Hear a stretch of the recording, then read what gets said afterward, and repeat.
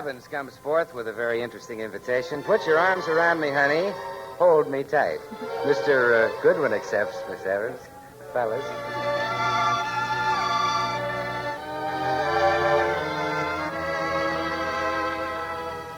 I have 2 eyes, 2 lips, 2 arms, and I have love to burn. Honey, won't you learn?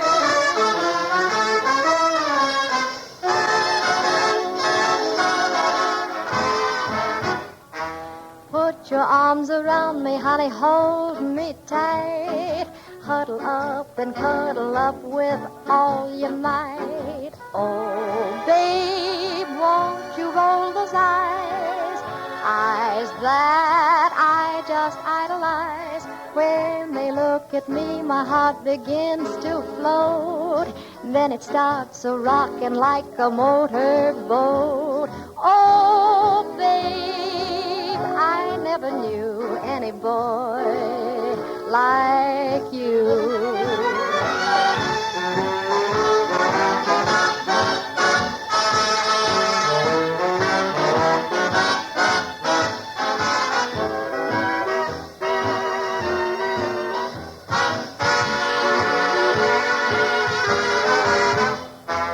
Put your arms around me, honey. Hold me tight. Let's have a blackout. You and me tonight. Oh, won't you roll your eyes? Well, Oh, we know you'll tell those little lies.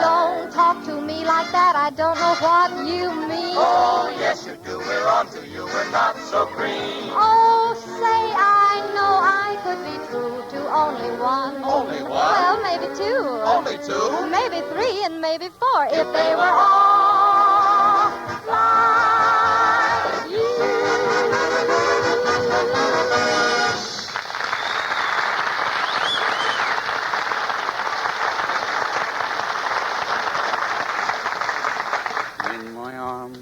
In my arms, I just gotta get a girl in my arms.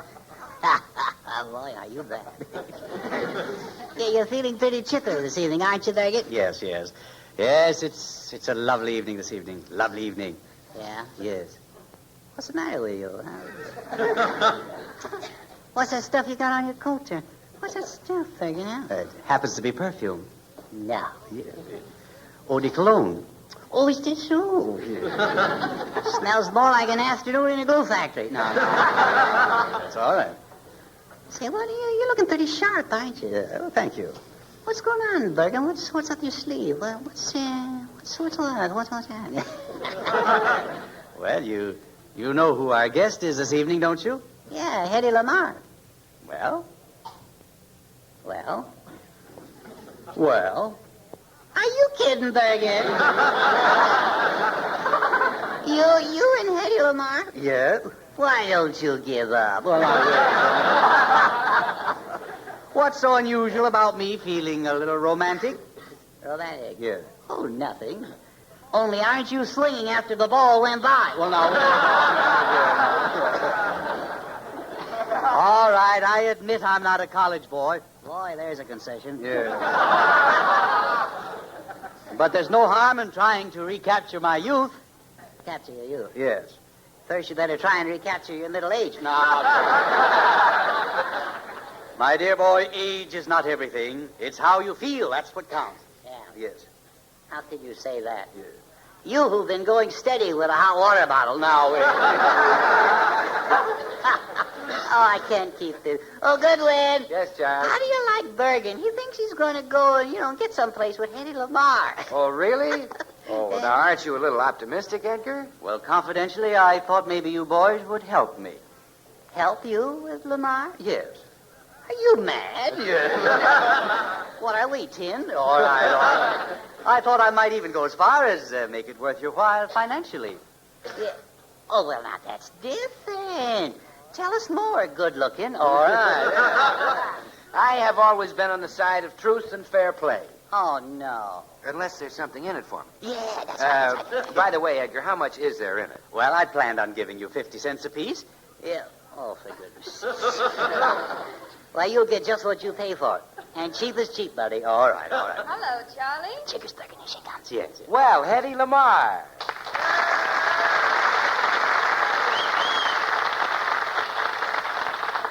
Hello, Bill. Hello, Charlie Wally. Oh. Hello, Hetty Weddy. Charlie. Charlie, remember the 50 cents. What? This is The 50 cents, remember? Oh, yeah. I've made the dumbest deal in my life.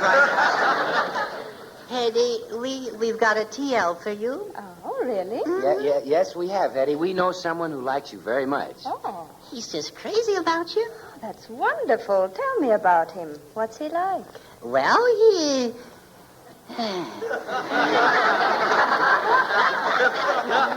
Here's where we go to work, Goodwin. Yeah. Well, Hetty, this man we're talking about, he's, Yeah? Mm-hmm. Oh, you wouldn't believe it. Now, stop teasing me, boys. Who is it? Is he unattached? Unattached? Yes, he's practically falling apart. I suppose he's dark and handsome. Oh, certainly. Yeah, watch it, Goodwin, watch it. Well, he's, handsome in the dark. Yeah. Yeah, he's a real, pin-up boy. Yeah. He sounds more like a bent peanut boy.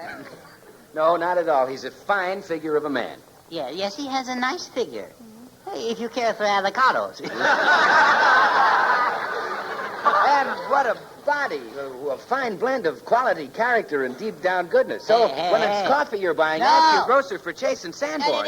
What is this? Hey, Goodwin, never mind the regular grind stuff. Let's get back to the drip, you know?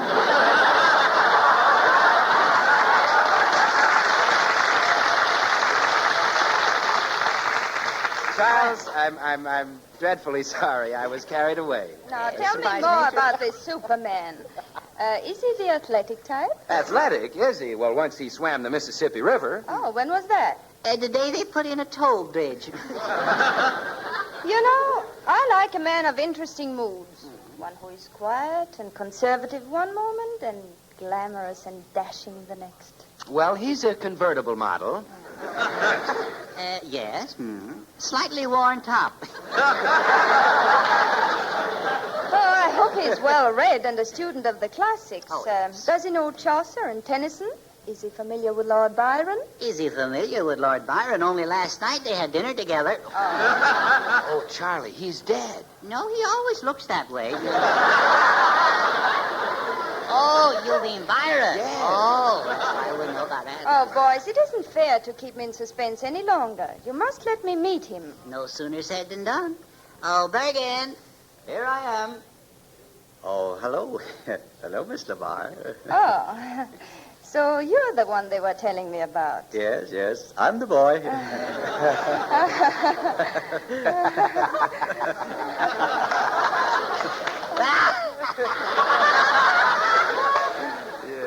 Well, Miss Lamar, tell me, how do you feel about our client? Oh, it's no use, fellas. But no one can say you didn't try. No. Really, I admire you boys for your loyalty. Well, thank you, Mom.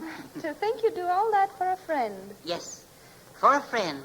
And 50 cents. Oh, so that's it. You were doing it for money. Well, I don't Now I'm really- disappointed in all of you. Well, but after all, Hetty, we were just trying to... What wouldn't I give to meet a man who was just himself? Frank, honest, and unassuming.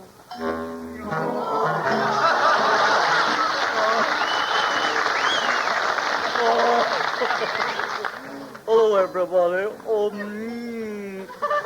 Hello, Miss Lamar. Lamar. Why, Mortimer, you know, I was just saying I'd like to meet a man who was down to earth. Oh. Someone who is really simple. I guess I got what it takes, haven't I? Mortimer, come over here. No, I'm close enough. No, you're No, not. no, you Come on don't. over. I won't bite you. I wish you would. Bring it in. Now, don't be afraid of me, Mortimer. No. I only want to hold your hand. No, you don't. You could. Now, please. No, you don't. Pretty please? No. Please hold my hand. No. I ain't gonna do it, that's all. Why not? Well, I'll hate myself in the morning. Mortimer, what's the matter with you? What do you mean? How can you be so stupid? I got a priority. Oh, that's it. I knew something. Mortimer, haven't you ever been out with a girl? Well, sure. I had a date once. Oh, where did you go? Well, sat on the front porch in a swing. Oh, boy, did we swing. Oh. What else did you do? Well, I looked at her. See? Yes, you looked at her. Yeah. You know what she did? No. She looked at me. Oh, she looked at you, huh? Yeah. And then what? Well, shucks, ain't that enough for one night?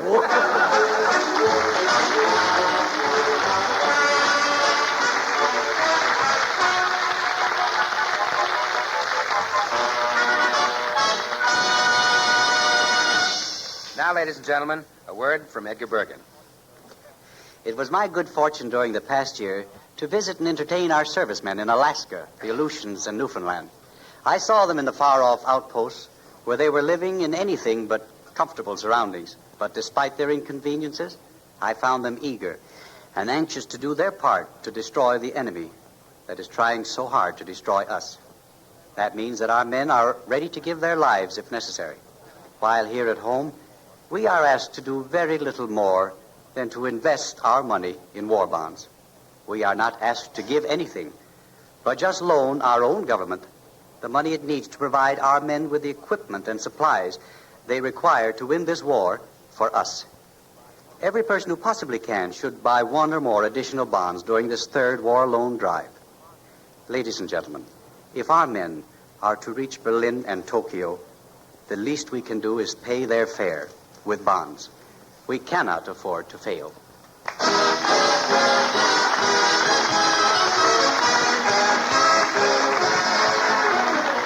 When we all get together again next week, Charlie will meet up with an old pal and arch enemy, Charles Lawton. Since Messrs. Lawton and McCarthy don't always see eye to eye, we're looking forward to a hectic and hilarious evening. That's next week at the usual time. Plus, the two Charlies, of course, Edgar Bergen and Mortimer Snerd will be on hand, as well as Victor Moore, William Gaxton, Ray Noble and his orchestra, and one of the finest singing groups we've ever heard, the Pied Pipers.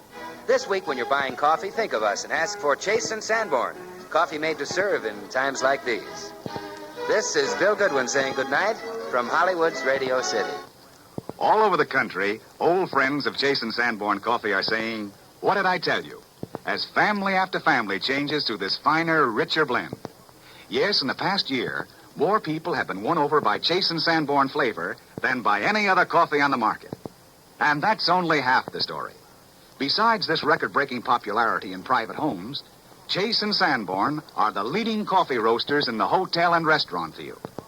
In other words, where coffee simply has to be good, Chase and Sanborn is first choice. These facts clearly indicate an opportunity for you. It's the opportunity to enjoy more flavor, better, fresher, richer flavor in every cup of coffee you drink. Today's Chase and Sanborn is the richest, most flavorful, most delicious blend we've ever made in our entire 79-year history. Get some this week. Ask your grocer for Chase and Sanborn coffee. This is the National Broadcasting Company.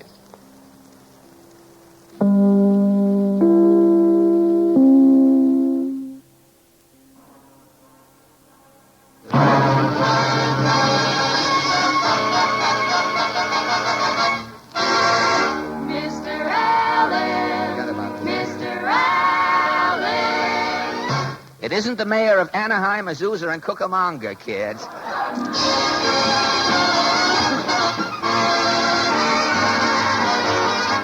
The makers of Bluebonnet Margarine and Tenderleaf Tea present The Fred Allen Show. With Fred's guests, George Jessel, Portland Hopper, Minerva Pius as Mrs. Nussbaum, Alan Reed as Falstaff Openshaw, the Tenderleaf Workshop Players, the DeMarco Sisters, and Al Goodman and his orchestra. And if you wonder who Senator Claghorn is, my name is Kenny Delmar.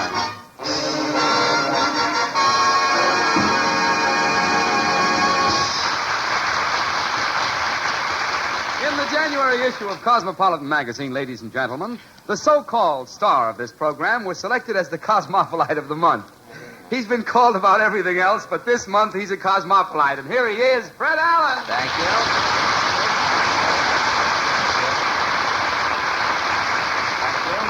Thank you, and good evening, ladies and gentlemen. And Kenny, that story about me in Cosmopolitan, written by H. Allen Smith, turned out quite well, I thought. Yeah, you know, Fred, all of the magazines seem to be saluting people each month. They're always saluting. I've noticed that. Yeah, the Time magazine made President Truman the Man of the Year in January. You know, I hear Time is making Mayor LaGuardia the Man of the Month for February. It's a short month, I think. The other magazines are still going full blast. The Hobo News is making Jack Benny the Tramp of the month. Pick is picking the Punk of the month. And the Poultry Journal may be... Mr. Allen! Well, Portland.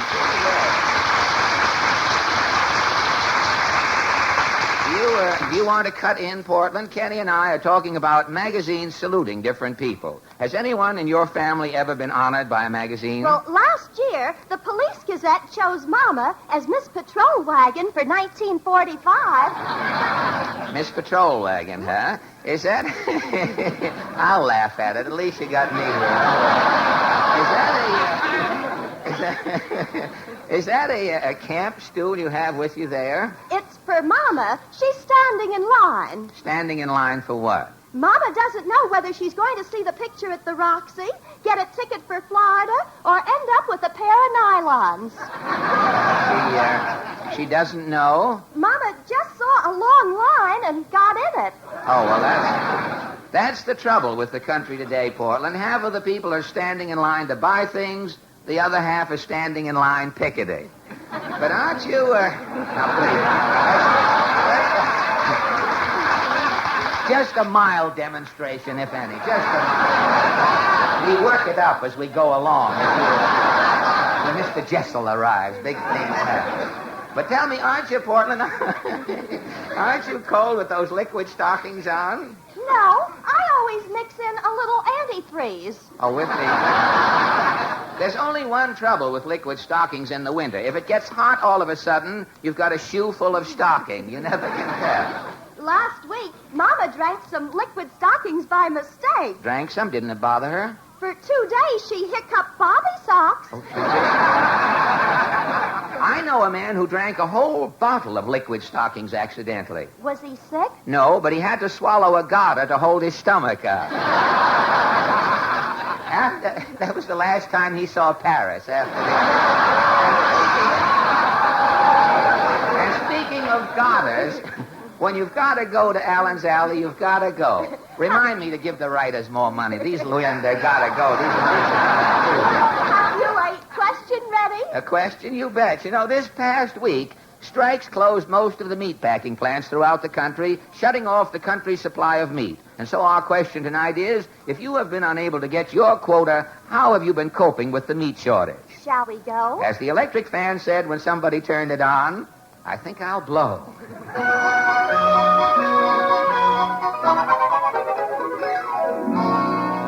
Well, here we are back in Allen's Alley, Portland. I guess the senator's home all right. His bullwhip is coiled up on the front step there. Somebody now. Now, look, Senator. Claghorn's the name, Senator Claghorn. I know your name. You're from the South. I'm a ding-dong daddy from Dallas. You're a... Yeah, on the radio, I'll never listen to thanks to the Yanks. Now, wait a minute. I'll speak up, son. What's on your mind? Well, if I only... Go ahead and talk, Well, son. all I'm trying to do is... Well, the war's over, son. Today, loose lips ain't sinking ships. I'm just trying to get a word in. Well, open your mouth, son. I've heard more conversation coming out of a knothole. Knothole, that is. You're winded, hey? Only momentarily, son. Good. Now, I'll get in here. What about this meat strike? I brought it up in the house. Pay attention now, son. I heard Claire Loose talk. Loose talk, that's a joke, son. I know it's a joke. It's not very good either. Carolina cackle. I don't care. That was a Birmingham belly buster. Now, wait a minute. You should be yucking, you ain't even smirking. I don't even get a chance to smirk. Hold up, son, you don't get it. You're from back country. Now, look, Senator, what about this meat problem? Well, the nation's capital will have plenty of meat for everybody. Well, where is Washington going to get this meat? Son, there's 130 million Americans. Yes? And today, every American is sending his beef to Washington. So long,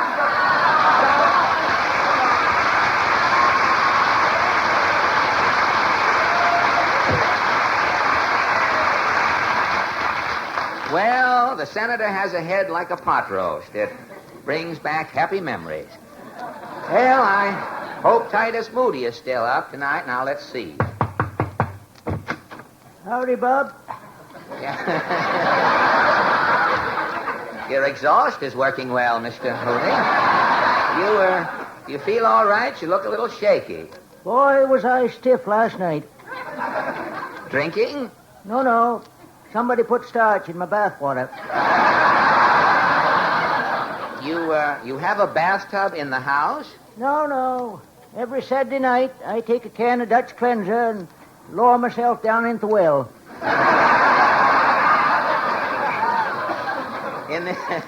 In this cold weather? No. During the winter, I don't slop around in the well. Well, how do you keep clean? Once a week, I go over myself with a racer and a whisk broom.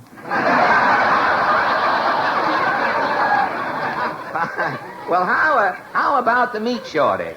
Oh, that don't bother me none. I'm a vegetarian. Well, haven't you ever tasted meat? Only once. That cured me. What happened? About 20 years ago, a city fella come around selling rabbits. And you bought one? Yeah. He give me the rinky-dink. The old R.D., hey? Yeah. Well, how do you mean? He was dishonest. Dishonest, huh? Yeah, looked like a rabbit, cooked like a rabbit, tasted like a rabbit. What makes you think it wasn't? Well, for 2 weeks after I ate the rabbit, Yes? every time I smelled catnip, I turned a somersault. So long, Doc.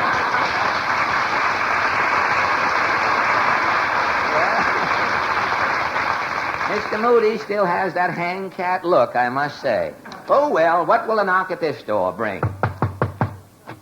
No. Oh, Mrs. Nussbaum. You were expecting maybe Weinstein Churchill.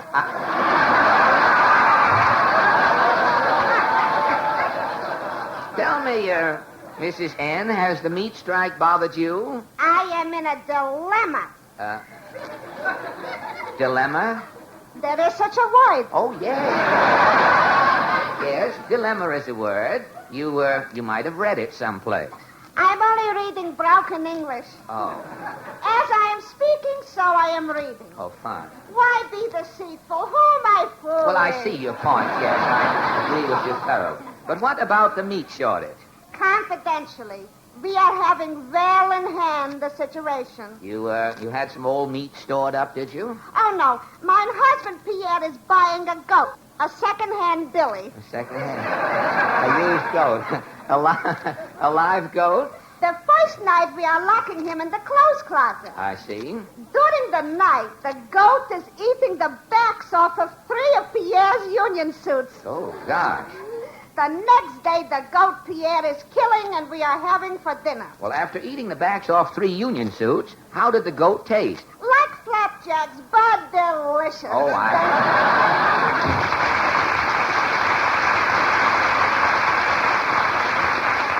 And that brings us to the little vine-covered shanty at the end of the alley. A knock here should certainly start something. Shout huzzah, scream adjectives flowery. Falstaff is here, the bard of the Bowery. Well, Falstaff. Something tells me that you have new poems for us tonight. Oh, indubitably. Have you heard when they pinched Uncle Charlie, his excuse was a honey? He claimed he was in the bank just feeling the money. No, I haven't heard that. Or the jukebox was playing I'm Confessing as she lured me into the delicatessen. No. No. How about this? Mother, please don't point father at me. He may be loaded again. Now, wait a minute. Falstaff, please. tonight we are simply discussing the meat strike. Precisely why I am here. I would bark some doggerel. Well, what is your meat poem called? Joy reigns supreme in the stockyards. Uh-huh. How does it go? Joy reigned supreme in the stockyards when the meat strike was called through the nation. The cattle doomed to die in their pens gave the news tremendous ovation. A little ram frisked with his ewe. A Holstein kissed one of the steers. A big shaggy heifer danced round like a zephyr. A brindled cow mooed out 3 cheers. Yes, joy reigned supreme in the stockyards. Chicago's ne'er seen such a sight. A jubilant ox jumped up on a box and yelled, "Ah, there's good news tonight."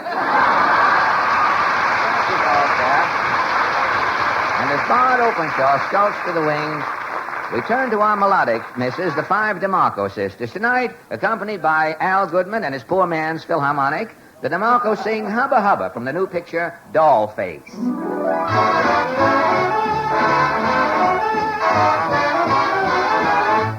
Hubba, hubba, hubba, hello, Jack. Hubba, hubba, hubba, just got back. Well, the hubba, hubba, hubba, shoot some breeze, say whatever happened to Japanese. Hubba, hubba, I'll say, ain't you heard? Hubba, hubba, hubba, we got the word. We got it from a guy who's in the know. It was mighty smoky over Tokyo.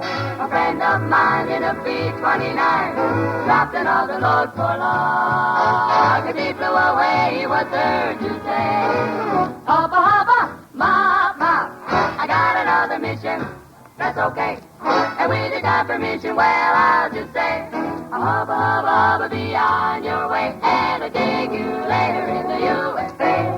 Friend of mine in a B-29 dropped another load for log. I hope you know what I'm talking about. Well, I got another mission, and that's very okay. And with your God permission, well, I'll just say, hubba, hubba, hubba, be on your way. And I'll dig you later in the USA. Hubba, hubba, hubba, hubba, hubba, hubba, dig you later in the USA.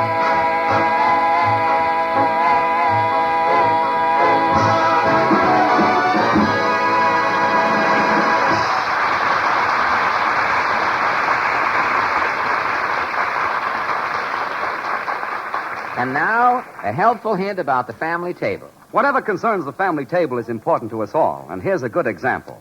I'll bet you can all bake good biscuits, ladies. Tender, light, fluffy, mouth-melting. And here's a spread just made to go on these super biscuits of yours. Bluebonnet margarine. For Bluebonnet gives you flavor, nutrition, economy, all 3. Bluebonnet has a delicious flavor, fresh, delicate, country sweet. You'll say no spread at any price ever gave you more delicious eating. Bluebonnet gives you proved nutrition, too. It's rich in food energy, rich in vitamin A. As for economy, you'll find Bluebonnet saves you real money. Why, it costs so little you can spread it on twice as thick. And remember, Bluebonnet margarine is a product of the makers of Fleischmann's yeast, a name that down through the years has always stood for quality. Be sure to ask your grocer for Bluebonnet tomorrow. Remember the letters FNE for flavor, nutrition, economy. Bluebonnet margarine gives all 3. Flavor, nutrition, economy.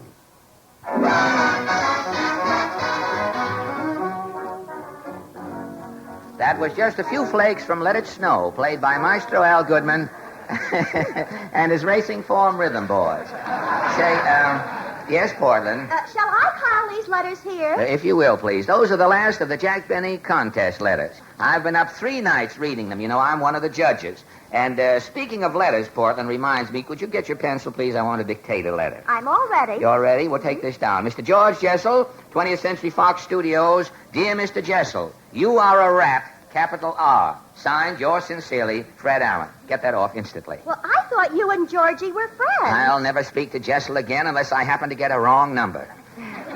Gosh, what happened? Well, last week, Mr. Jessel was here in New York. You know, he's a big producer for 20th Century Fox Pictures now, and I received a note saying that Mr. Jessel wanted to see me. So I got all dressed up, got my cane out of Simpson's, and started for Mr. Jessel's office.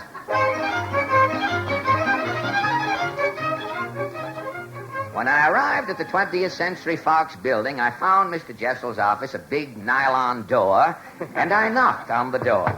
Come in, come in. Georgie Jessel.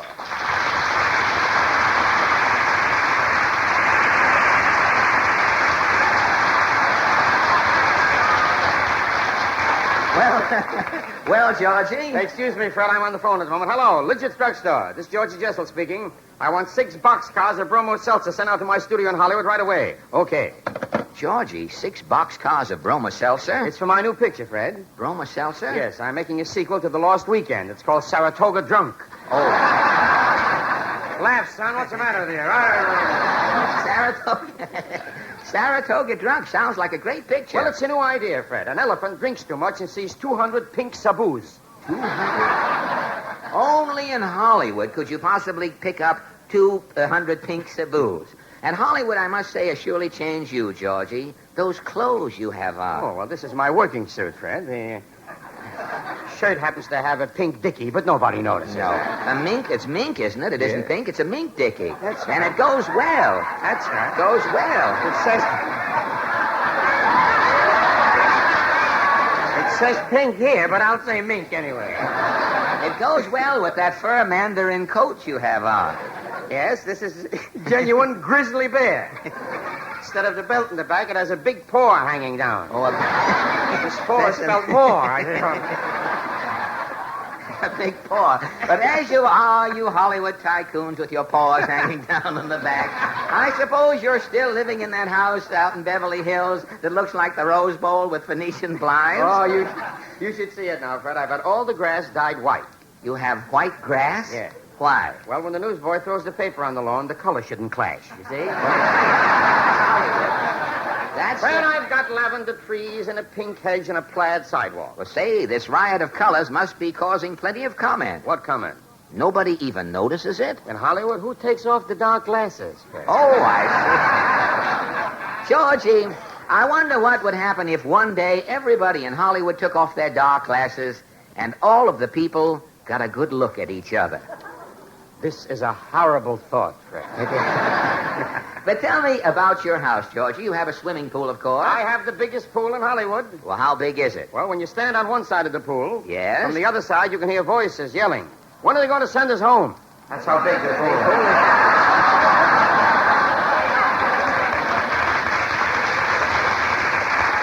Well, you're a great success, Georgie. I saw your last picture of the Dolly Sisters. It was swell. Well, what I did for the Dolly Sisters, Fred, I can do for you. As a matter of fact, that's why I sent for you. Really? I want to produce a story of your life. The story of my life? Yes. It'll be bigger than Darryl Zanuck's Leave It to Heaven. I had to get it in. But Georgie, I know they have a big whip out there when you leave on the plane. But, Georgie, what actor could you possibly get to play my life? Don Amici? No, Amici's tied up. Really? You know, with the telephone situation, he's sorry he started the whole thing altogether.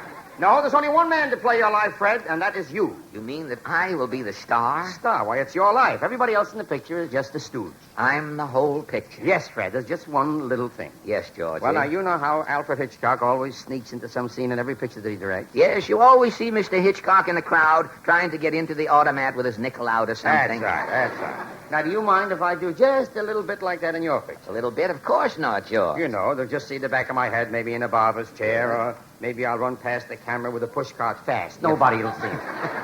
Suppose we just call that a producer's whim, if you will. Anything you say, Georgie. Now, what is this story like? All right, the picture opens with the 20th Century Fox signature music.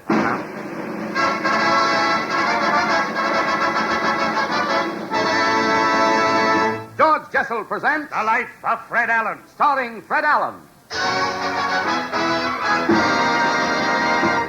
Say, that's wonderful, Georgie. Now what happened? Now, as the story opens, Fred, you are 4 years old. Now, wait a minute. How can I play a 4-year-old kid?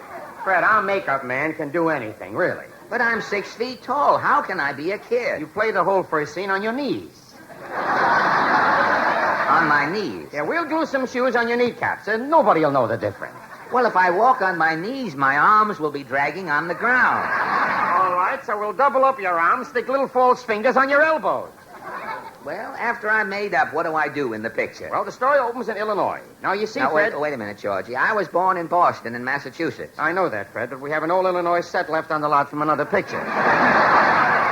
What picture? Home in Indiana. Home in Indiana. Now, Fred, if you're going to question every little you're the detail- producer, Georgie. Go All on. right, all right. The picture opens. It is morning. To little Freddie Allen, starting out in life, the world is a glorious adventure. He is on his way to school, happy, carefree. But see, he stops. The little tyke is worried. Is he late for school? By the side of the road, he sees a gaunt, lean man chopping logs. Hurrying over to this wood chopper, little Freddie says, Sir, what is the time? The time, my son, it's time for every American to stop and ponder. Our country is at the crossroads. Sit down on this log, son. I'm only a rail splitter myself. My name is Lincoln. Abe Lincoln. Now, wait a minute, sir. I wrote a talk that I'm going to make next week. My boy, I'd like you to hear it and tell me what you think of it. Sit down on the log and I'll read it for you. Look, now, wait. 70 years ago, our fathers brought forth on this continent a new nation. Now, look, conceived in liberty and dedicated to the proposition. Now, wait a minute. Wait a minute. Now, Stop the music! Stop the music! Now, what's the matter, Fred? What's wrong? What's wrong? Yeah. This is supposed to be the life of Fred Allen. It starts out the whole thing is Abraham Lincoln. Now, Fred, who is sitting there on the log listening to Abraham Lincoln? You. Now, the way the camera said, whose face is the audience? See, yours. And I want to tell you something. You were great. I was great. Yes. I didn't do anything. You don't understand pictures, Fred. Well, look, Now, you realize what America owes you? If you hadn't let Lincoln try out his Gettysburg Address on you, he might have gotten discouraged and torn up the whole business. Can't you hear people saying, why, if it wasn't for little Fred Allen, the Civil War might still be going on? Now, but, George, if I was 4 years old when Lincoln was a rail splitter, today I'd be 125 years of age.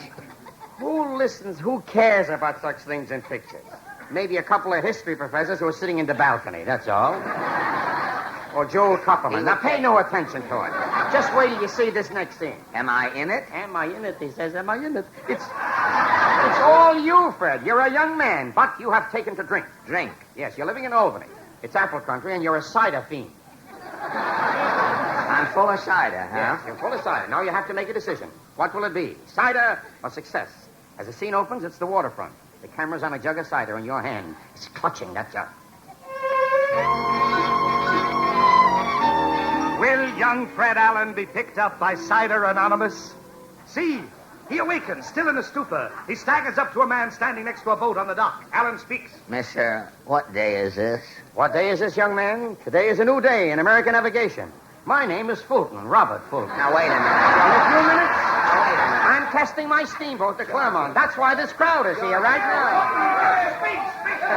Folks, in a minute you'll see a miracle, a boat driven by steam. Fulton's falling. All right, laugh, you fools, but I'll show you. I told you my boat would go today. I'll steam down the river. Steam's up, Mr. Fulton, steam's up. All right, cast those ropes and start the engine. Watch my steam. Keepers, the Clermont's moving. I told you it would. Anchors away. Now, wait a minute. Stop the Clermont. Stop the music. Georgie, wait a minute. Now, what's the matter, Fred? What? Matter? This is the story of my life. I'm already 25 years old, and so far in my whole life I have spoken twice. I have asked 2 questions. Fred, you don't understand pictures. I don't understand pictures, but Georgie, if I only had some lines to say, at least I could pull the whistle on the boat. A star pulls whistles on a boat? But what is Robert Fulton? Look, you don't get the significance, Fred. I did something again? Certainly you did. You see, when Fulton faced that mob of scoffers, he was about to give up. But he saw in the crowd one face that encouraged him. The camera closes in. This face that he saw, this is yours. You mean that I'm there on the dock? Why, if it wasn't for you today, there would be no Fulton fish market.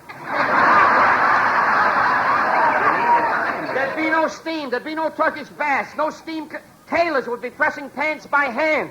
But, Georgie... Stop complaining, will you? Because the rest of the picture is all you. Well, it's about time. Now, what happens now? Next scene opens down south. You started a new life, Fred. You got a job. Good. You're on your way to rent a room. And as we fade in, you're walking up the stairs of an old southern mansion. Sounds good.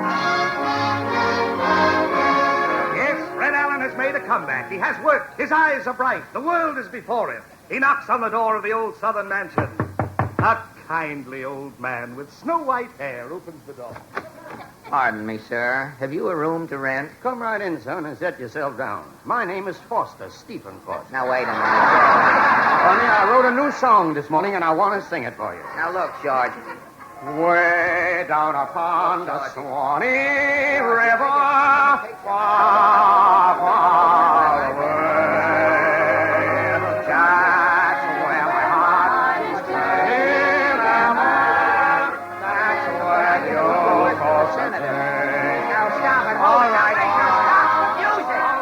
the music. This is the last straw. All right, now what? What is this picture? The life of Fred Allen or a George Jessel cavalcade? What do you mean? Now, stop stalling, Jessel. You were just going to put the back of your head in my picture. Now, first the picture, you're Lincoln, then you're Fulton, now you're Stephen Foster. When do you show up as Florence Nightingale? Who showed you the script? Never mind. How does the picture end? How does the picture end? Every picture fades out with a kiss. Don't tell me you're a contortionist and you kiss yourself. Now, listen, Fred Allen, I'm the producer. And listen, George Jessel, I'm the star. If this is the life of Fred Allen, I won't stand for All it. right, I'll tell you what to do. Drop dead and I'll make your life a 2 real short. Fine, well, I'll do that. Make an appointment.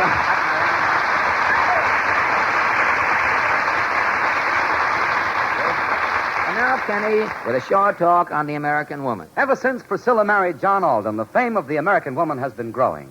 In spirit, beauty, and ability, she leads the world today. At home, above all, she is practical, especially about shopping. That's why she buys Tenderleaf T-balls in preference to all others. They are the largest selling T-balls in America because they are better in every way. In daily use, with meals or between, they provide finer, richer, more delicious tea. It's famous for flavored Tenderleaf brand tea in tasteless filter paper packets. The crisp white filter paper is pleasant to see, inviting, and dainty to handle. It's entirely insoluble, so your tea is filtered as it's being made. No specks in your cup, nothing but tea goodness and a world of quick comfort. When you want quick comfort, get it this easy way. 1 Tenderleaf T-ball in your cup with boiling water added. Yes, for every good, practical reason, ask your grocer for Tenderleaf brand T-ball. Thank you, Kenny. And now, before we stack up the Tenderleaf tea and put the bluebonnet margarine back in the icebox, I want to thank Georgie Jessel for joining us tonight. And don't forget, ladies and gentlemen, next Sunday night, the Fred Allen Show brings you comedy. Drama. But, Henrietta, you're too young to die. Oh, yeah, hand me that peroxide. And our guest will be... That writer of hit tunes, Johnny Mercer. Thank you, and good night. This is NBC, the National Broadcasting Company.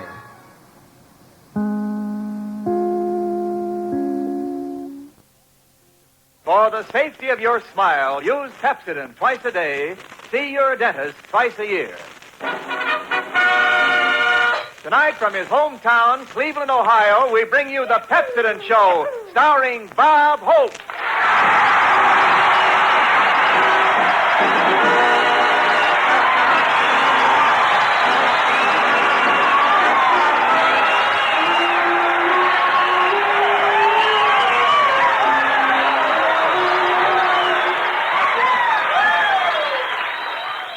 Thank you, well-fed relatives.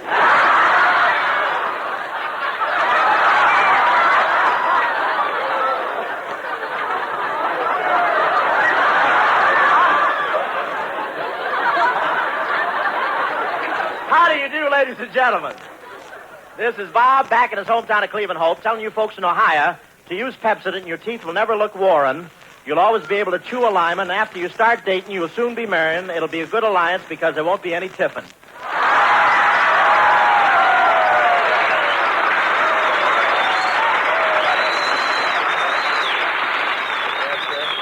And I hope you see their point.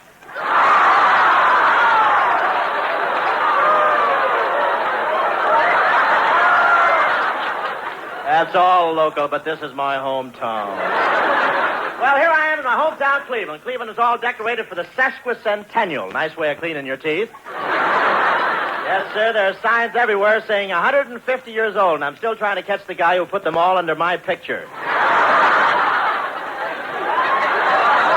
We had a wonderful plane trip in here on the Constellation. The Constellation, that's Buck Rogers' dream come true. We came across in the stratosphere. In fact, we were so high, W.C. Fields flew escort for us all the way to Kansas City. What a trip. Over the Rockies, the stewardess served lunch. I said, why peppermint sticks for lunch? He said, that's celery. Your nose is bleeding.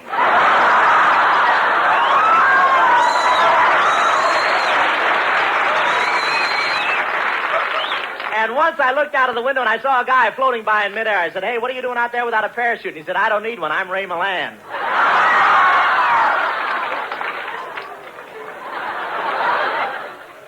But I had a wonderful trip. I didn't feel a thing until we landed at Cleveland, and the stewardess helped me out from under my seat. When we flew in over the city and I saw Cleveland, a lump came in my throat. It was that apple I tried to swallow over Albuquerque. But But I want to tell you that Consolation has got every accommodation. In fact, when you're ready for breakfast, you stick your hand out the window and an eagle lays a fresh egg in it. The pilot kept saying the plane was as comfortable as your living room, and he was right, although I did feel sorry for the saxophone player who opened the door and stepped out after the milk.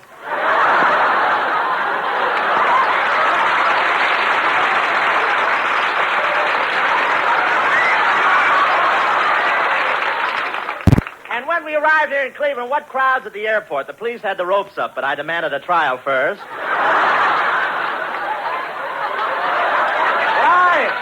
But I love this old town of Cleveland. Somehow, even the wind off the lake doesn't seem as cold as it used to be.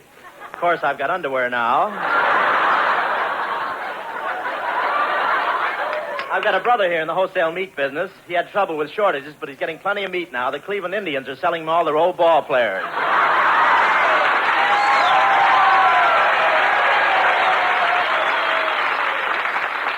And if Tris Speaker's listening, I'm only kidding. A good portion of my family still lives in Ohio. I got a brother doing fine down at Canton and another one doing 5 at Columbus. When I left Cleveland 10 years ago, my father said I would go a long way. In fact, he nailed the door of the boxcar shut just to make sure. But I lived in a neighborhood here where the people were poorer than church mice. And you know, church mice used to be awfully poor until Crosby made Going My Way.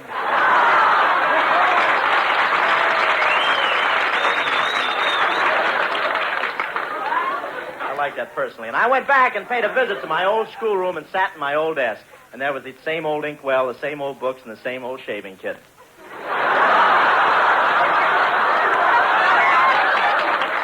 They're very proud of me out at Fairmont School, though. In fact, on my old desk is a bronze plaque that said, Bob Hope slept here.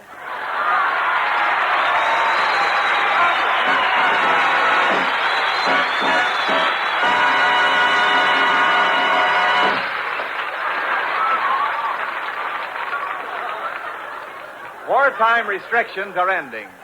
Now the toothpaste you wanted is here. It's the new, better-than-ever Pepsodent toothpaste with twice as much Irium.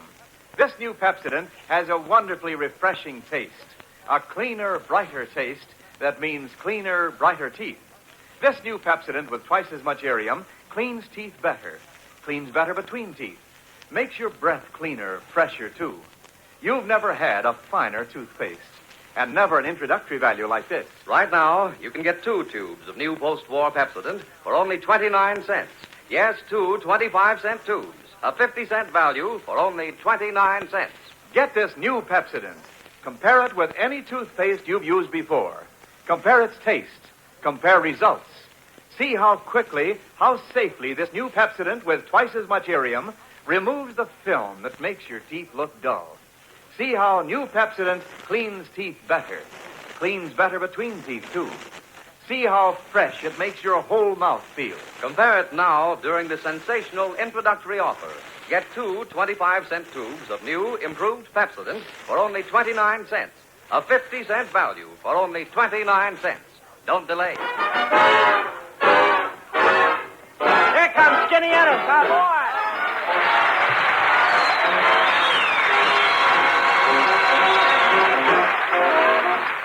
Oh, you won't be satisfied until you break my heart. You're never satisfied until the teardrops start.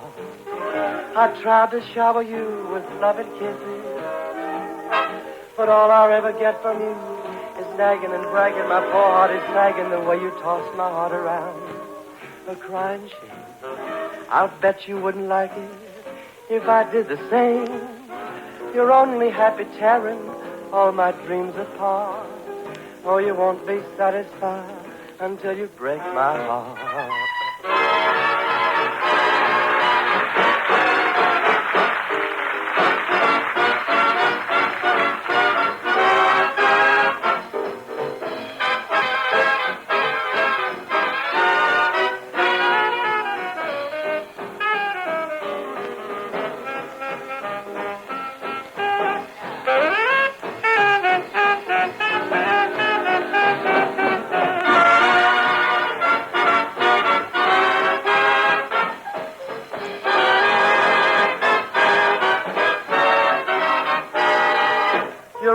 Happy tearing all my dreams apart. Oh, you won't be satisfied until you break my heart.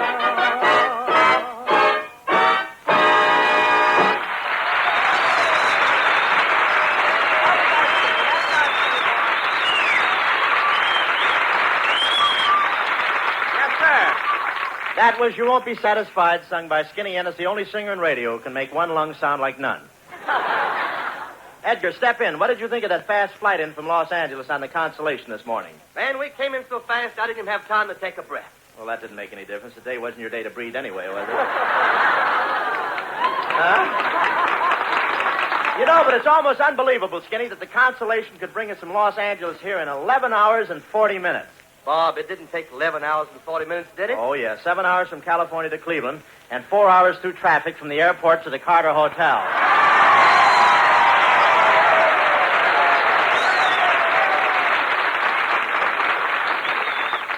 Did it in the bus I was in anyway. Say, how did you like your accommodations on the Constellation coming in? Well, not bad, but I was a little cramped. Cramped? You shouldn't have been. I thought you'd be very comfortable in there. Yeah, but those golf clubs take up a lot of room in the bag, too.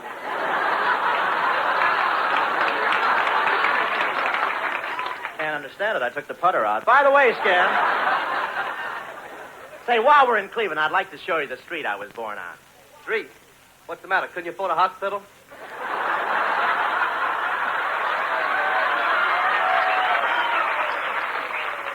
Well, in those days, they had long traffic signals. But, you know, Skin...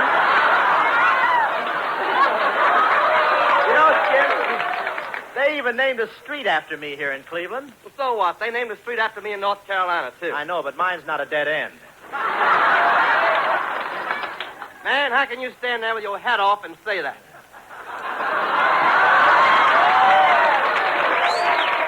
How can you stand with your hat off? Well, shut my face, boy. Hello, Skinny. Well, Francis Langford, look at here.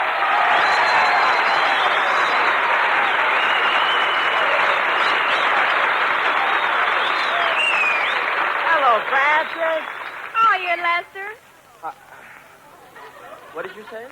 I said hello, Lester. Lester? Yes. Never let you look at my family album again.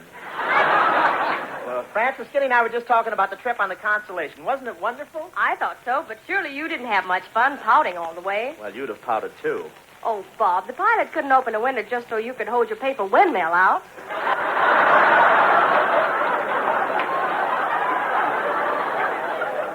Say, Bob, I meant to ask you. Were your folks glad to see you? Not particularly, Francis. They were just as happy getting it through the mail.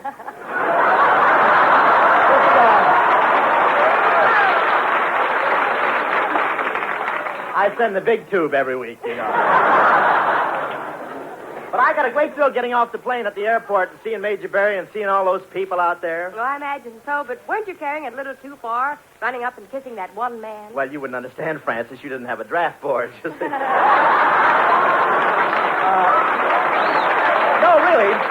No, really, he was the mayor. Wasn't it nice of him to give me the keys to the city? Yes, he said he thought that would be best. He thought that would be best? Mm-hmm. After you left last time, it was so much trouble digging those hairpins out of all the locks. That couldn't have been me. I'm a paperclip man. Well, it must have been interesting looking up the old landmarks you used to know. Yeah, it's too bad so many of them are married. By the way, Francis, where are you staying? Oh, I'm stopping at the Carter Hotel, Bob. Oh, really? Well, I'm stopping at the Carter, too. I know, but they gave me a room. Oh, well, what do I care? The janitor's a pretty good gin rummy player.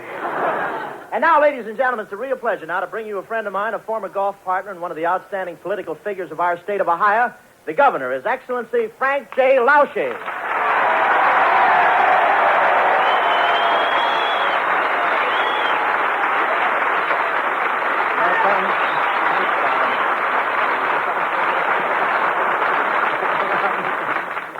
Thanks, Bob, and thank you, Democrats. Welcome to the Pepsodent Show, Governor. Thank you, Bob, and I can only say it's a pleasure for me to appear with one of America's most talented personalities. No wonder this guy's governor. Oh, you didn't have to say that, Governor. I know, Bob, but in my business, a vote is a vote.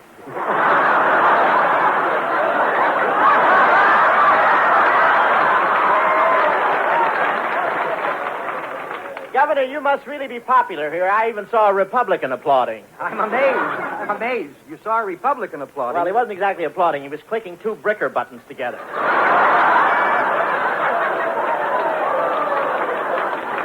But, Governor, I'll tell you, it was really decent of you to consent to appear in our program. It's all right, Bob. I don't run for re-election until next fall, and by that time, the public might forget.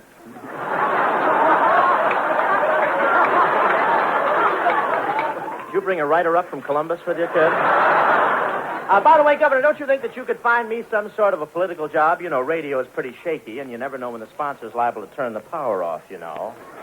Well, right at the moment, Bob... I don't mean anything big, Governor. Just a little something in the day coach of the official gravy train.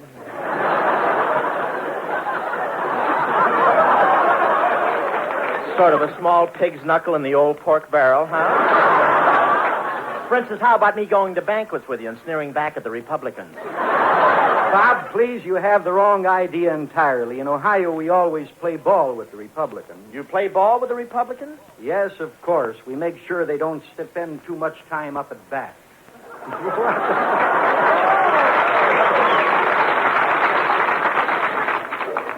But, Bob, you haven't lived in Cleveland for 10 years, have you? No, I haven't. And you've made pretty good money now, don't you? Well, not bad. What about it? Well, Bob, I have a lot of influence, but I regret to say, after this year, I'll have to stop your relief check.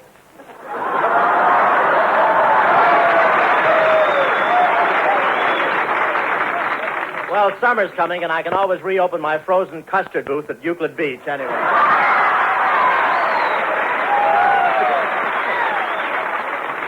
Oh, say, Governor, tell me confidentially, is that rumor true that you have ambitions to get to the White House? Why, Bob, how did a rumor like that ever start? Last week, a piano teacher was seen sneaking in your back door.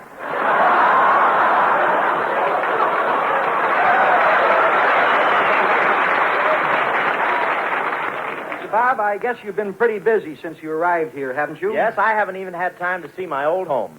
Oh, I'm sorry about that, Bob. But I guess they haven't told you. Told me about what? Our recent slum clearance program.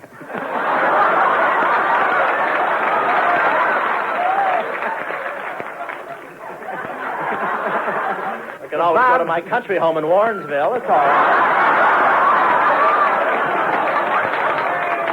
Tell me, That's Bob. the local Riviera, folks.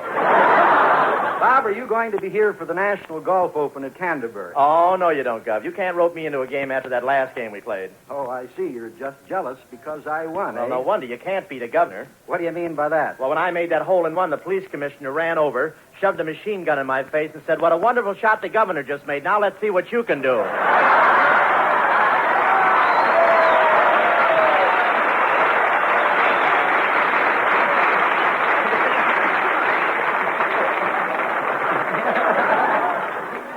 That's more than I can stand. I give up. Well, Bob, I want to thank you sincerely for bringing your show back here to Cleveland, and to add another word of thanks for the many things you've done to improve the city of Cleveland. Oh, well, that's very sweet, Governor, but wait a minute. What improvement did I make? I left Cleveland in 1928. Well, that doesn't leave much for me to say. You asked the question and answered it, too. Yeah.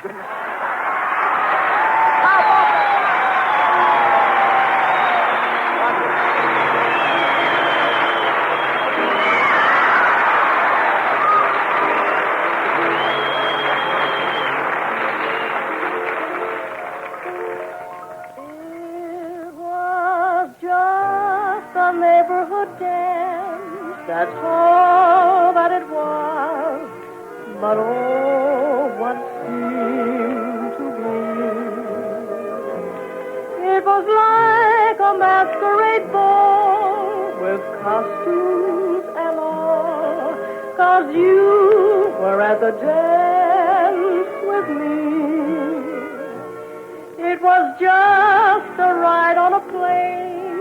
That's all that it was, but oh, what it seemed to be. It was like a trip to the stars, to Venus and Mars, 'cause you were on the plane with me.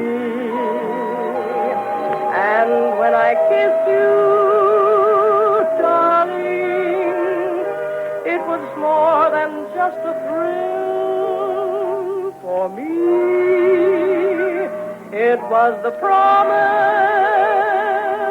darling, of the things that fate had willed for me. It was just a wedding in June, that's all that it was. But oh, what it seemed to be. It was like a royal affair with everyone there. 'Cause you said, yes, I do to me. That's all that it was, but oh, what it seemed to be.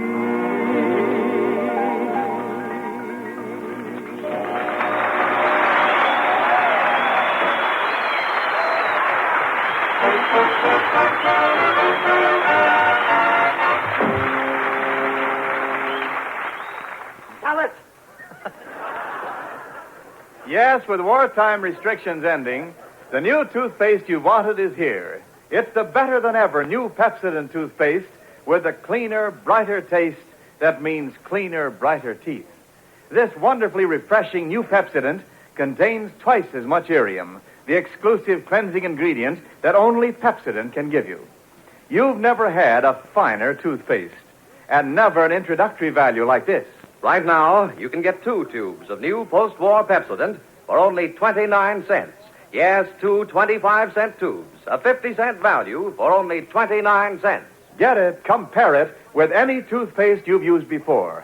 See how quickly, how safely this new Pepsodent with twice as much irium removes the film that makes your teeth look dull. See how it cleans teeth better between teeth, makes your breath cleaner, fresher, too.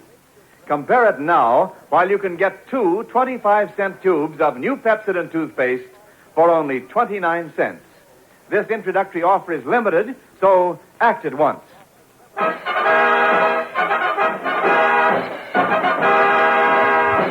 Ladies and gentlemen, in honoring Cleveland's sesquicentennial, we had planned to give you a botany playlet tonight, but upon arriving here and learning that a sesquicentennial is not a flower, Bob decided to change at the last minute, so we will now present some episodes from the early life of Bob Hope, or Nature Strikes Back.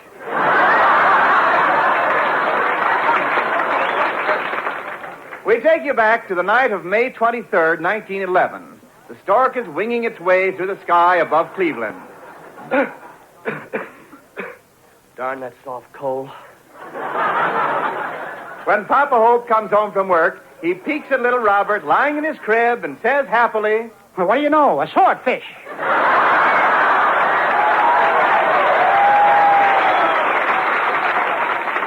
But little Robert showed early signs of becoming a child prodigy. It was really a surprise to his parents, and without warning, he uttered his first word. Da-da, da-da. Isn't that wonderful, Father? And just think, he's only 14. Finally, at the age of 16, Bob Hope teams up with another kid and goes into vaudeville. Tell me, Mr. Bones, what's a cow? What's a cow? You heard me, what's a cow? That's a horse that's going bowling. And Bob grew up and went out to Hollywood to win fame and fortune, but he never forgot his folks. Each week, he sends them a box of apples, which they sell on the corner of Prospect and Ontario. And now we find Bob's parents in Cleveland, Ohio, living in the little house that Bob built for them. The rain will soon stop, Ma. Keep treading water. Can't understand it, Paul. The roof never leaked before. Well, I was up there yesterday and forgot to screw the cap on it. Gee, I sure wish we'd get a letter from our son, Robert. What for, Pa? There's never anything in them but writing. I wonder what our son Robert's doing out in Hollywood now. Same old thing, I guess. Oh, really? That's odd. I heard he got a job. About time you took your exercise, ain't it, Paul? Yeah, I guess so, Ma. Here goes. Okay, now for the toes and the other foot. Pa, The mortgage is due today. If our son Robert don't get here with the $10,000, we'll lose the old homestead. Well, what of it, Ma? If we get kicked out, all we got to do is go around any apartment building and rent an apartment. Yeah. That's right, Pa. There's lots of vacant places around. Yeah, gee, that was fun, Ma. Now, this time you light up and blow the smoke in my face.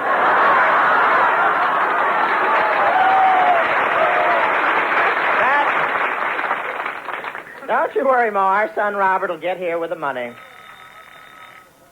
Hello. Hey? Hello. Hey? Hello. Hey? Hey? There must be a party line. There's a horse on the phone.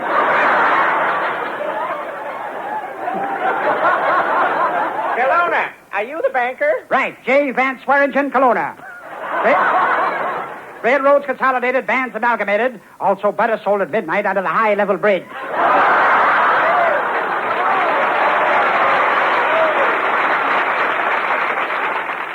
Well, listen, Kelowna, my son sent me a check last week that should have covered it. How much was his check for? I can't tell. You can't tell? No, hasn't stopped bouncing yet.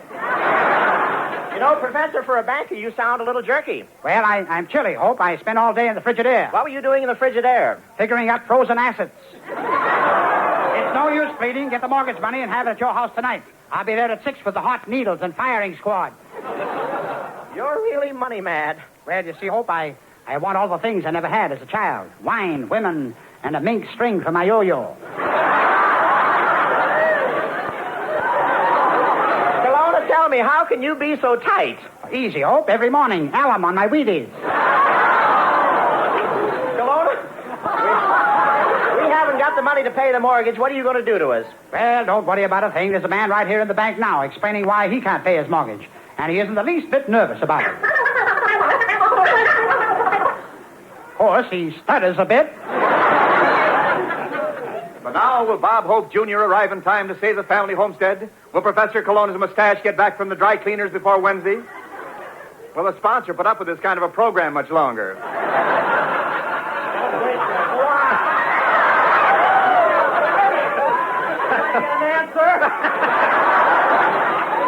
Keep tuned in and try and find out. We now take you to the cabin of a speedy Constellation. Bob Hope is forward, anxiously talking to the pilot.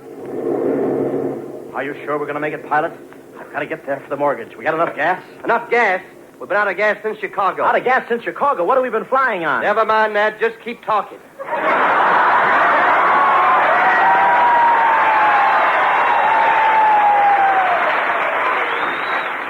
What's that? I won't have enough gas to land. You better bail out. Okay, I've got the parachute on. Don't forget, jump. Count to 10, then pull the ripcord. Okay, here I go, Geronimo! 1, 2, 3.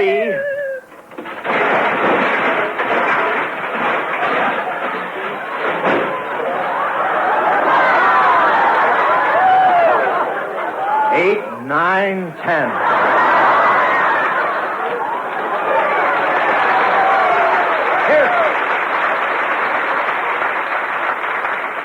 Here's my house right over here, Skin. You can do these things in radio. I'll go in and surprise Ma. Well, lousy sakes, it's son Robert come home with the mortgage money. The mortgage money? What mortgage money? Hey, Ma, I got money. Let me back in.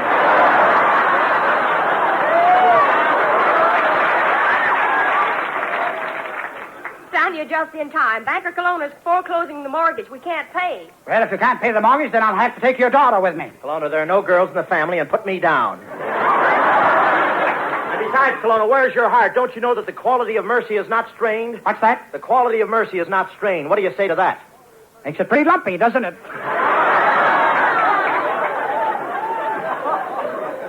Listen, we shouldn't be discussing this in front of the old folks. We'll go over to your office. Where is it? Over in Astor. Beulah? Glad to know you, Beulah. I'm Kelowna. You're going to pull this kind of stuff at Higbee's tomorrow at 3, huh? Kelowna, why aren't you a sporting man about this mortgage? We'll duel for the mortgage. All right, sold. And we'd better hurry or I'll be working with Red Skelton. Where's that? Oh, yeah. All right. Fine. I'll just take this .45 revolver, and you lucky man, take this bow and arrow. Sounds like a fair arrangement. Ready. Ready. I'll count 3. 1, 2, 3. Ow!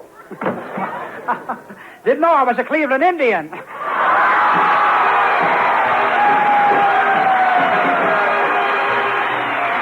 thanks to memory. us to share in this great big affair. From coast to coast, no better host than the American Legionnaire. And we thank you so much. Thanks to Governor Frank J. Lausche and all you Clevelanders for being with us tonight. You were wonderful. Governor, you were great, really. Also, I'd like to say thanks again to Captain Pat Gallup, Chief of Operations for TWA, and that wonderful crew for making our trip in the Lockheed Constellation so delightful.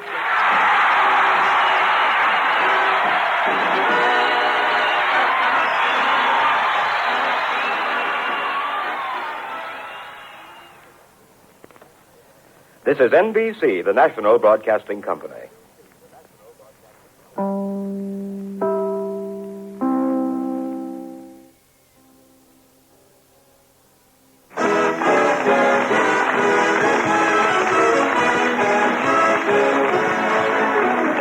The makers of Chase and Sanborn Coffee present Edgar Bergen and Charlie McCarthy with William Gaxton, Victor Moore, Mortimer Snurd, Dale Evans, the sportsman, yours truly, Bill Goodwin, our special guest, Hedy Lamarr, star of the Metro-Goldwyn-Mayer production Heavenly Body, and Ray Noble and his orchestra.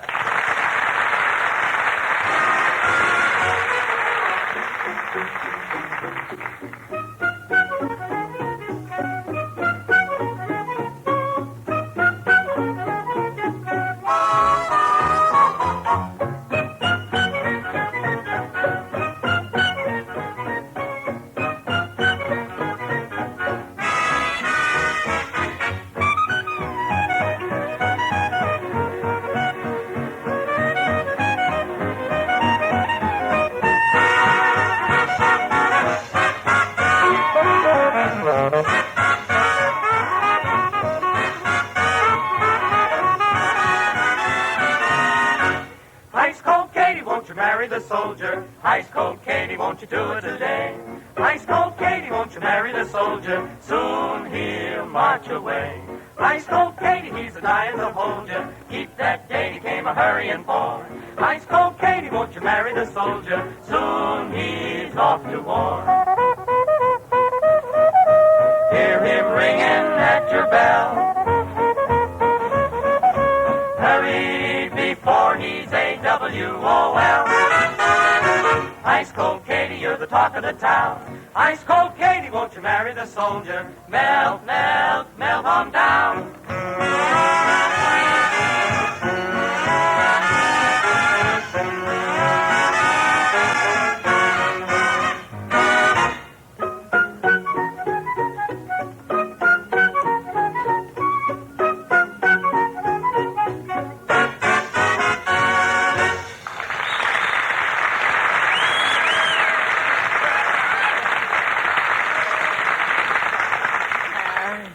Oh, Mr. Bergen. Yes, Charlie. Can I have a few words with you? Well, I suppose so. What is it? Well, we've been together a long time, haven't we? Yes, we have, Charlie. Yes, we have, yes. And we're not getting any younger, especially you. Well, that applies to you too, Charlie. Yes, it does. I know. I'm growing out of my youthhood, but I'm not as mature financially as I ought to be. All right. So it's money again? Well, in a way, yes. Yeah. Well, my unfortunate friend, do you mean to say you have no money in your piggy bank? Not a sound. Not a sound.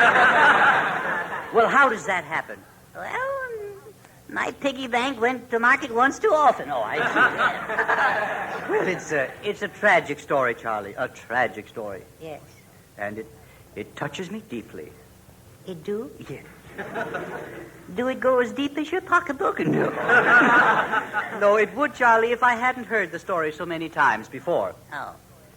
You are always financially embarrassed. Yes, it's true. How is that? Well, I come from a long line of short people. Oh, that's it. Well, I would give you more money, Charlie. You would? Yes, if I didn't think it was wrong and dangerous. How can a little more money be dangerous? Well, there might be germs on the money. What? Germs. Germs on the money? Yes. Well, that's a new one, yeah. Yes, that's pretty good. If that's the case, I must be the healthiest kid in town. Charlie, you're always asking for more money, though. But, Mr. Bergen, I'm not asking for more money. Oh, you're not? No. Well, then what is it? Well, I feel that a man in my position should have a checking account. Yes. Yeah. And what is your position? Well, I'm flat broke. You're flat A checking account on 75 cents a week. Yeah. Yes. Well, what will you think of next? I'll work out something. Yes. I was hoping I might get my allowance for, 2 or 3 months in a lump sum. I see. In advance. Yes. It might teach me responsibility. Oh, I see. Well, I think it would, yes. Yeah? Yes. I think maybe we can do that, Charlie. Yeah? Yes. This will be a noble experiment. Oh, it sure will, yes. You mean you'll do it? Well, I'll think about it. I'll open a checking account for you and put in $12. You will? Yes. Now, that's 4 months' allowance. Yeah. How soon can I have it? Well, I'll open your account Monday morning. Yeah? Yes. Whoopee!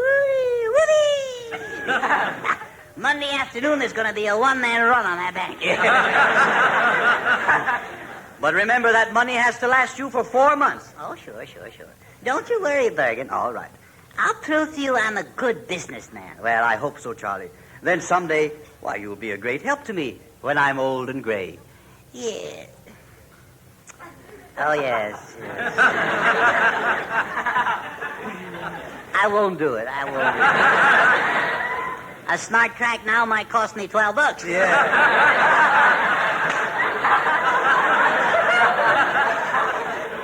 Now, there are a few things I want to caution you about, Charlie. You must guard your checkbook. Yes, sir. And you mustn't overdraw your account. Oh, no, sir, no.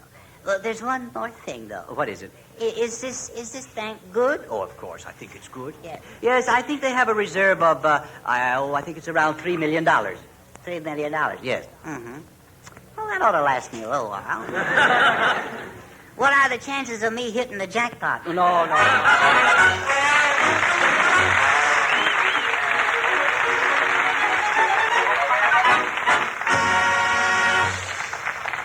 Well, call out the band and light red fire. Chase and Sanborn Coffee has done it again. It's another great success story for this long-time favorite. In the past year, Chase and Sanborn Coffee has gained more new friends than any other blend on the market. Just take a moment to realize what that tells you about Chase and Sanborn. With everybody shopping for flavor and coffee hard to get, America turned to Chase and Sanborn for its great big bonus of flavor. And now that there's plenty, we'll remember that lesson for a good long time to come. We've learned that all coffee weighs the same. Good, bad, and indifferent. A pound is a pound. But flavor and freshness and satisfaction don't show on the scales. So when you ask for Chase and Sanborn, you get a pound of coffee and then some. Because today's Chase and Sanborn is the finest, richest, most flavorful blend that we've ever made. This week, get Chase and Sanborn.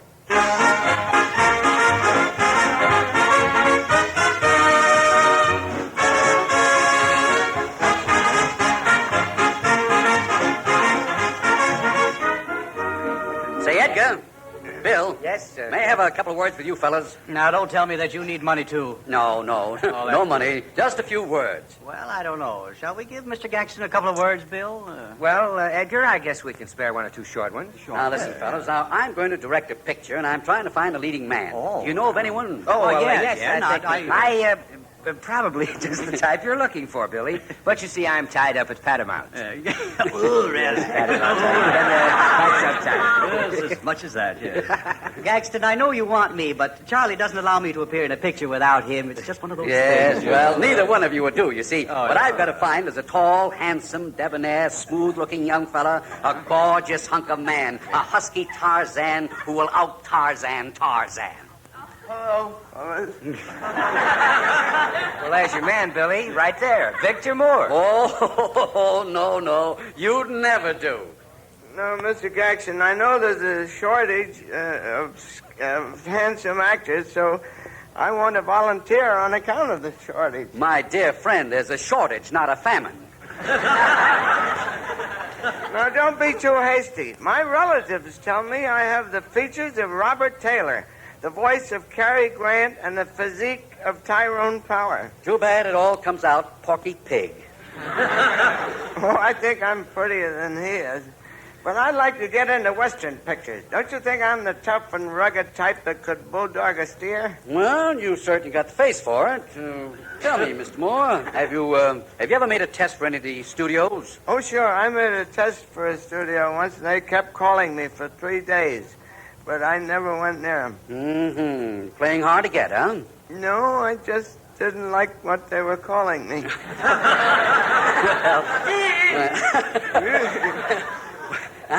Well, I'm going to give you a trial anyway. You see, the part I have in mind calls for you to stand on top of a hill and face the camera so everyone can see your big, beautiful brown eyes. I got those from my mother. Yes, you see. The women in the audience are spellbound and thrilled at your broad, manly shoulders. Well, I got those from my father. Yes. As you stand there smiling, we see your glittering, white, pearly teeth. I got them from a friendly dented crevice. Oh, Mr. Moore, let's face it. You see, you're not the romantic type. Now, look at your figure. You're so big around the middle, you don't even need a belt. I know it. My pants establish a beachhead, and my stomach holds it. Well, with that shape, why aren't you wearing a girdle? My wife got up this morning and beat me to it. Well, I'll tell you what I'm going to do, Mr. Moore. You might have hidden talents. By a strange coincidence, I have a scene from the picture right here. Now, we'll go over it together. Me and you? Okie dokie. Now, I tell you, it's a great story. You see, you will play the part of a strong, dashing hero, and I am a petite Russian princess. You're a princess? Yes, I'm a princess. I speak first, you see. You ready? Here we go. Oh, my little Boblitsky, look into my eyes and whisper those 3 little words that mean comfort, bliss, and contentment. You know those 3 little words, don't you, Boris? Yes, scratch my back. No. Let's come on now. Let's start again. Now, here we go. Come on. Boris, my sweetheart, I cannot stand it any longer. Let us run away together. What time, Boris, shall I be ready? Sonia, my darling, first of all, I must go in the house and shave Mother. No. That says you've got to go in the house and shave. Mother will be here at 6 o'clock. Go ahead. No. Read the speech here. Read it right. Sonia, your cheeks are the color of rose petals. Petals. Yes, petals. Your lips are like wine. Your nose is continued on the next page. You're reading the directions. I've never heard such a bad performance. Well, why couldn't you change it into a Western picture? That's where I'd really show you some acting. But I'm not casting a Western picture. Bang, bang, bang. Give me big boots and saddles. Bang, bang, bang. You old villain, give me them there papers or I'll tear up the baby. Hey, bang, wait a minute. Cut it out. Wait a minute now. Listen. Stand back, you dirty cattle rustlers. I'm venomous Victor, the two-gun man. Wait a minute. No, stop it. Stop it, I say. Stop it. You hear me? Stop it. I don't want to hear another bang from you. Bang. I told you I didn't want to hear another bang. Well, I had to empty the gun, didn't I?